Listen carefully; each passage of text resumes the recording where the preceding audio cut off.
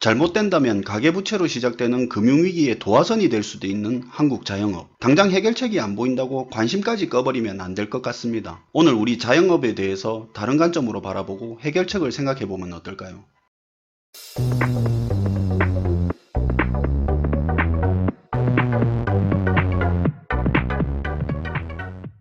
안녕하세요. 캔들피그와 김하백의 나불대화 시간입니다. 오늘은 우리나라 경제에 있어서 가장 아픈 손가락 중에 하나죠. 자영업 문제. 이 자영업 문제에 대해서 이야기해보는 시간을 가져보겠습니다. 반갑습니다. 김하백님. 네, 안녕하세요. 앞에서 잘 표현해 주신 것 같은데요. 우리 경제가 겪고 있는 가장 아픈 손가락 중에 하나다. 그런 표현은 좀 많이 와닿는 표현이네요. 예, 나름 생각한 표현입니다. 네.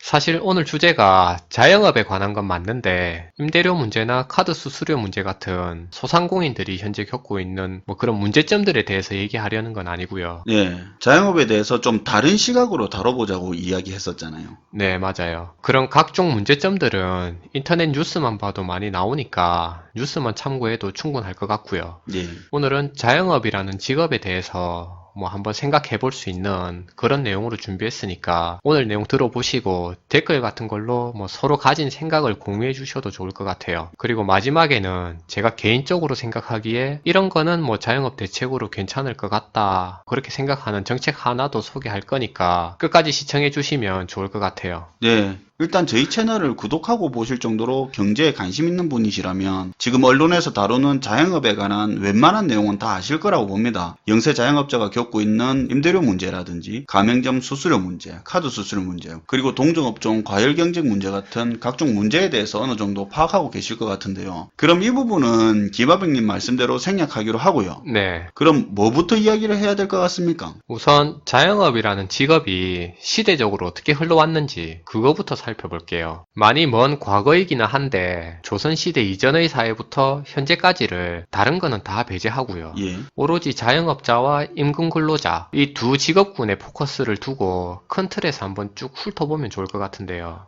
어렵거나 지겨운 내용은 아니죠. 조선시대라고 해봐야 역사 얘기 엎을 건 아니니까 부담 가질 필요는 없을 것 같고요. 예.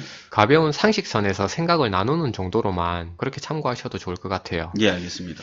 저도 역사에 대한 배경 지식이 전무하니까 시청자분이나 저나 똑같은 눈높이에서 같이 알아간다고 그렇게 생각하시면 됩니다. 예. 우리 같이 자영업에 대해서 한번 생각해 본다는 차원에서 들으시면 좋을 것 같습니다. 네, 우리 다 아는 내용입니다. 조선시대 이전의 사회를 살펴보면 우리나라는 농업 중심의 국가였다고 볼 수 있는데요. 예. 그러니까 농업 중심의 국가를 다르게 표현해보면 조선시대 이전의 우리나라 국민 경제는 자영업 중심의 국가였다는 말도 되는 건데요.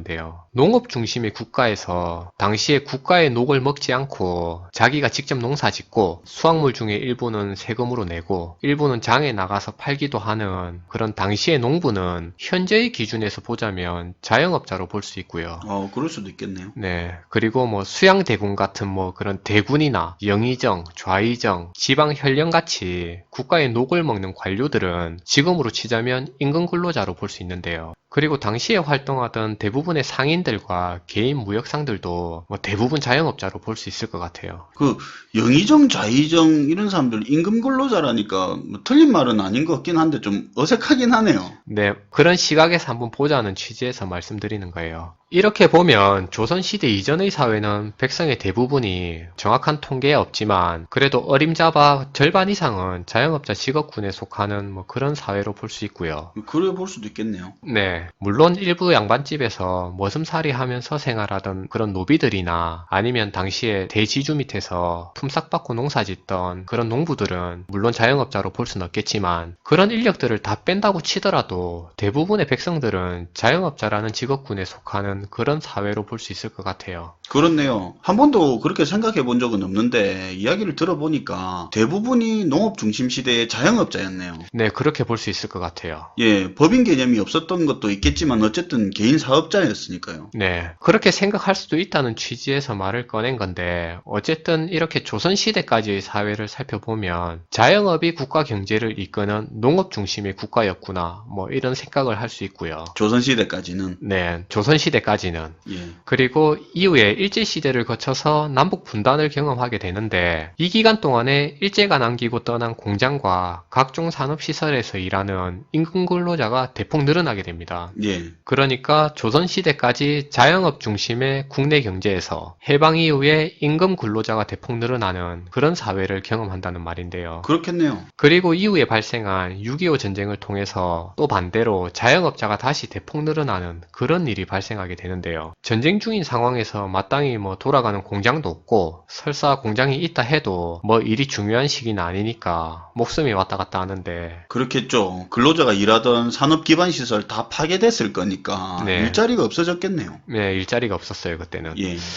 이렇게 전쟁을 피해서 남부 지역으로 피난을 떠난 그런 전쟁 난민들은 대거 자영업자로 변신하게 되고요. 실제로 이 시기에 부산 남포동 일대로 목자골목이나 국지시장 인근으로 보면 그 지역으로 보면 될 것 같은데 아무튼 이런 지역에서 노점상에서 잡화나 주전부리 같은 걸 판다든지 아니면 지게꾼이나 넝마주의 같은 그런 종류의 또 다른 자영업자들이 대거 늘어나는 현상이 일어납니다. 아, 이건 진짜 생각 한 번도 해본 적이 없는데 넝마주의가 그러고 보니까 굳이 따져보면 자영업이긴 하네요. 네, 맞아요. 예, 제가 너무 가게나 사업체가 있어야 자영업이라는 고정관념이 머릿속에 자리 잡고 있었는 모양입니다. 네, 자영업이라는 개념이 그 사회의 경제 수준이나 시대 상황에 따라 일자리 종류도 달라지고 하니까 고정관념을 딱 정해놓고 생각할 필요는 없을 것 같고요.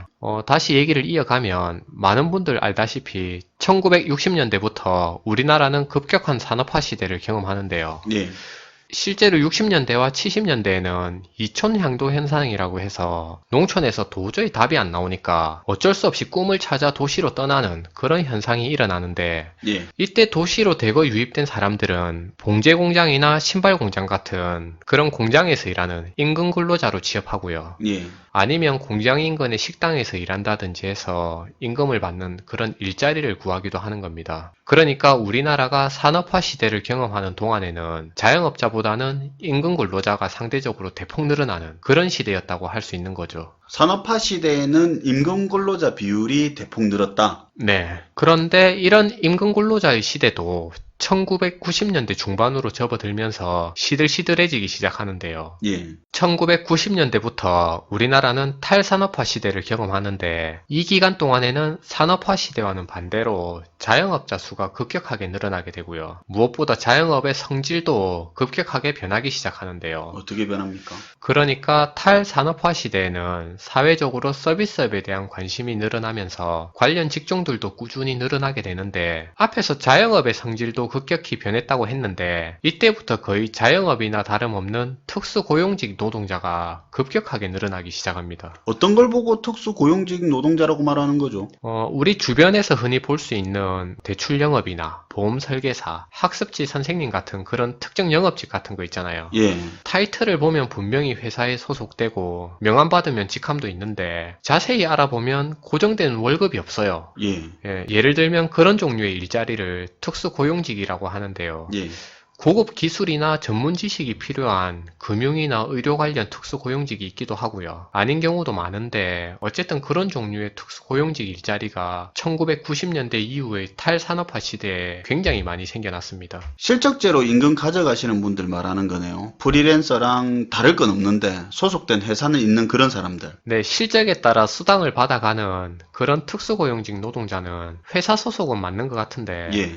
실제로는 거의 준자영업자에 속한다고 볼 수 있는 거죠. 특수고용직도 분명 고용된 사람은 맞는데 자영업 성향이 강하긴 하죠. 네, 맞아요. 어쨌든 탈산업화 시대에 양아치 같은 행태지만 그래도 조금 좋게 포장하자면 기업들의 인건비 절감 차원에서 이런 특수고용직 자영업자가 많이 늘어나게 되고요. 이후에 IMF를 겪으면서 자영업 시장이 더더욱 커지는 그런 현상이 발생하게 되는 겁니다. 그리고 지금까지 자영업 문제는 계속해서 불거지고 있는데요. IMF 이후부터 지금까지는 계속 자영업자가 늘어가는 연장선상에 있다고 보면 되겠네요. 네, 그렇게 볼 수 있어요. IMF 이후에 자영업 문제가 꾸준히 문제가 되고 있는 건 사실인데요. 예.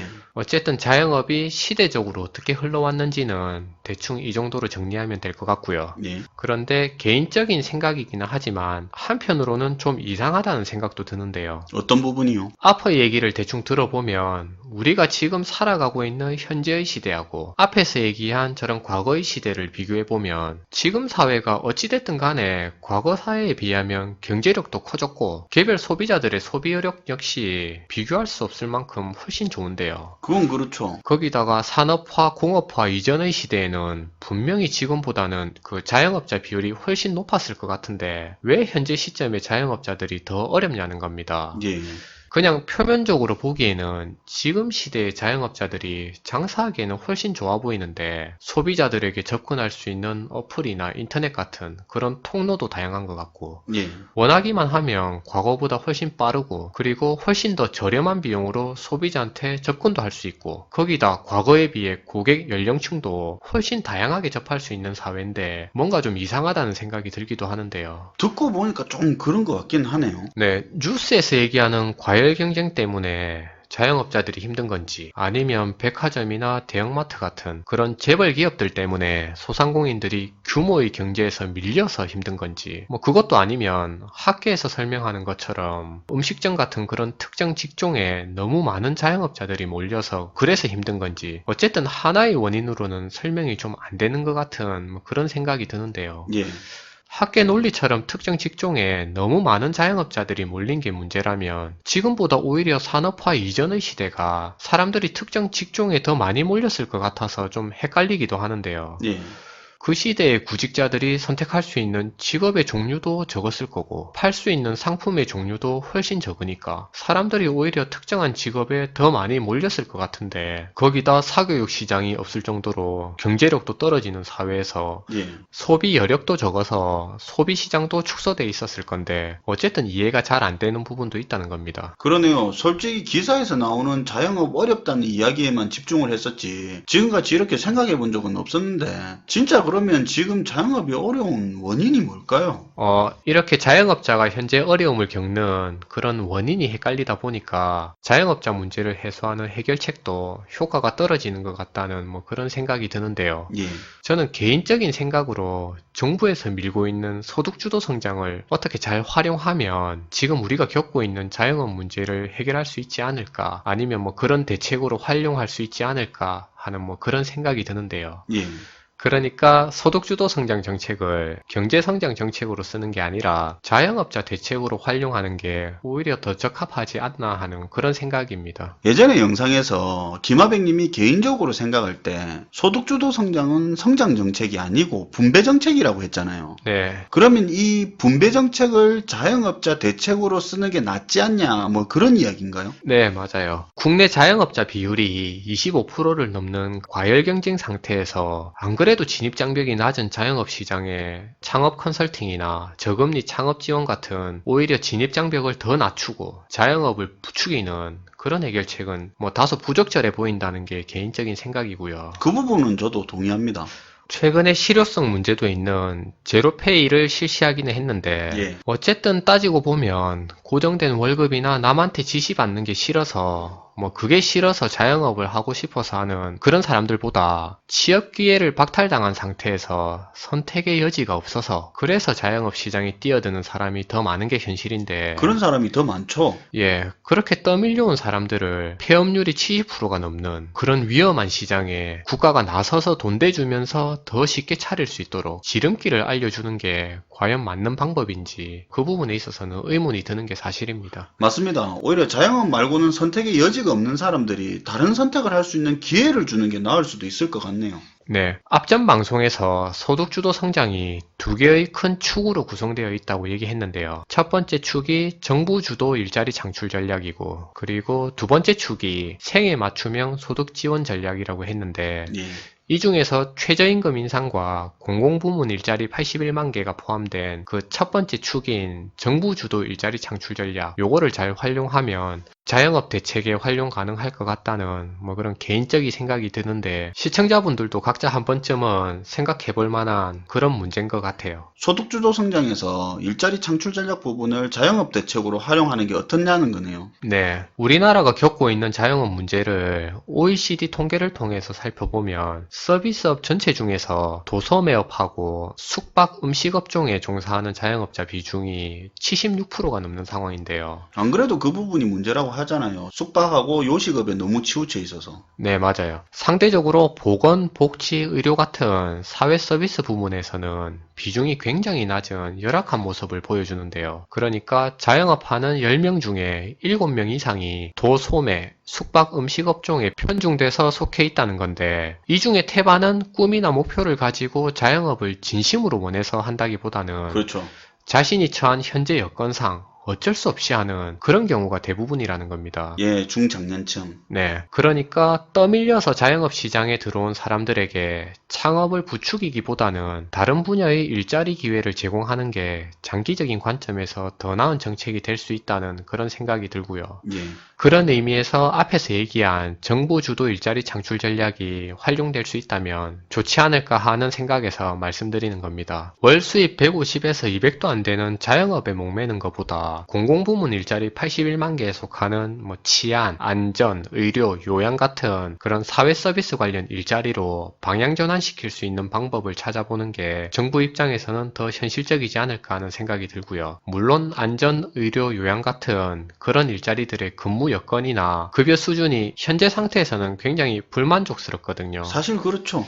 예, 수요가 많이 떨어지는 게 현실이기는 한데 어쨌든 그런 부분도 감안한 대처가 필요하지 않을까 하는 생각에서 오늘 한번 제안해 봤어요. 정리해서 이야기해보면 정부에서 말하는 소득주도 성장은 김하백님은 복지 혹은 분배 정책의 개념으로 생각하고 있는데 네, 이런 정책을 자영업 쪽에 일자리 창출 전략으로 써서 도소매, 요식업, 숙박업에 치우쳐 있는 자영업자들을 공공부문 쪽으로 종사하게 해서 특종업종에 치우친 자영업 산업 구조를 개편하자 이거죠. 네, 그렇게 활용하는 게 가능하지 않을까 하는 생각이고요. 전문가는 아니니까 짧은 생각입니다. 특정 업종에 편중된 자영업자들을 정부 정책을 통해서 임금 근로자로 전환시켜주는 게 괜찮지 않나 하는 생각에서 하는 말이고요. 예. 사람들이 소비를 안 해서 공급 시장에 속하는 자영업자들이 지금 죽겠다고 하는데 그러면 소비를 늘리든지 공급을 줄여서 경쟁을 줄여야 하는데 소비를 늘리기는 힘들어 보이니까 자영업을 대체할 수 있는 대체제 일자리를 제공해서 공급을 줄여 나가는 게 어떨까 하는데 시청자분들도 함께 고민해보고 생각을 나눠봤으면 좋겠다는 생각이에요. 저는 개인적으로 오늘 내용 좀 좋은 것 같습니다. 좋다고 느낀 이유가 사실 소득주도 성장 이런 이야기만 꺼내면 온라인에서는 항상 싸우는 주제밖에 안 되는데 어차피 정부가 소득주도 성장을 반대하든 말든 밀고 있는 거라면은 포커스를 조금 바꿔서 추진하면 국민 서로가 어느 정도 수긍할 수 있는 방법도 찾을 수 있지 않을까 이렇게 생각할 수 있어서 좋았던 것 같습니다. 오늘 내용 감사합니다, 김하백님. 네, 감사합니다. 참 제가 개인적으로 생각할 때 김하백님이 말하는 주제가 가끔씩 엉뚱할 때가 있기는 한데 나중에 생각해보면 한 번씩 새로운 관점을 받았다는 느낌을 받을 때가 있거든요. 하여간 특이한 분입니다. 어쨌든 오늘은 우리나라 자영업에 대한 새로운 이야기를 해봤습니다. 시청해주셔서 감사하고요. 캔들스토리 식구가 되고 싶으시면 구독 눌러주세요. 지금까지 김화백 캔들피그의 나불대화 시간이었습니다.